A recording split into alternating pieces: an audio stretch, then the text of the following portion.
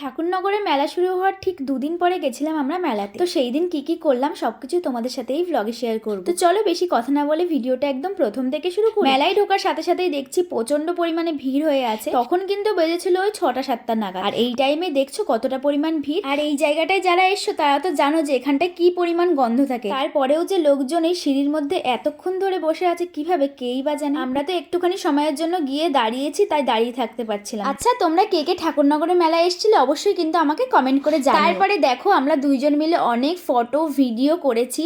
আর এখান থেকে ফটো তোলার পর চলে গেছিলাম মেলার মধ্যে। মেলায় তো অনেক অনেক দোকান বসেছিল, সবটুকু তো আর আমাদের ঘোরা সম্ভব হয়নি। আর সব থেকে পছন্দের জায়গা হচ্ছে এই রাইডগুলোর সামনে। তো এখানে এসে আমরা ওয়েট করছিলাম, আর ভাইরা আসবে বলেছিল।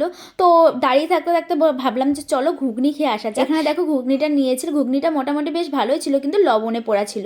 আর যেহেতু অনেকটা পরিমাণ লঙ্কা দেওয়া ছিল, তো আমার ঝাল লেগে গেছে। আর গরমও লাগছিল প্রচন্ড পরিমাণে, মানে মুখের ভেতরে জ্বালা করছে। ঘুগনি খাওয়া হয়ে গেছে, তারপরেও দেখি আমার ভাইটাই এখনো আসেনি। তো এখানে দাঁড়িয়ে আছে। দেখতে দেখতে দেখলাম ওরা চলে এলো, আর এসে পরই বলছে যে নাগরদোলায় উঠবে। তো চলো এবার নাগরদোলায় ওঠা যাক। ওরা তো টিকিট কেটে নিয়ে এসছে, এবার চলো লাইনে দাঁড়িয়ে পড়ি। আর সেই দিন নাগরদোলাতেও কিন্তু প্রচন্ড পরিমাণে ভিড় ছিল, লাইন পাওয়া মুশকিল। কিছুক্ষণ ওয়েট করার পর আমরাও উঠে পড়লাম নাগরদোলাতে। এই ওপর থেকে মেলাটা দেখতে যে এত সুন্দর লাগে, যেই কারণেই কিন্তু নাগরদোলাতে ওঠা। তো আমরা এখানটায় ওয়েট করছিলাম, আর পাশ দিয়ে দেখো কি সুন্দর ট্রেন যাচ্ছে। তো এই দৃশ্যটা দেখতে তো বেশ দারুণ লাগছে। জানো তো আমি আগেও অনেকবার নাগরদোলাতে উঠেছি। প্রতিবার যখনই উঠি না কেন ভাবি এটাই লাস্ট, আর জীবনে কোনোদিনও উঠবো না। কিন্তু নামার পরে মনে হয় যে আবারও উঠবো, মানে এত ভালো লাগে। যাই হোক, এই উঠতে তো কোনো প্রবলেম হয় না, কিন্তু এই নামার দিকটা যখন নামতে হয় তখন যে কি পরিমাণ প্রবলেম হয়, তোমরা যারা নাগরদোলাতে উঠেছো তারাই জানো।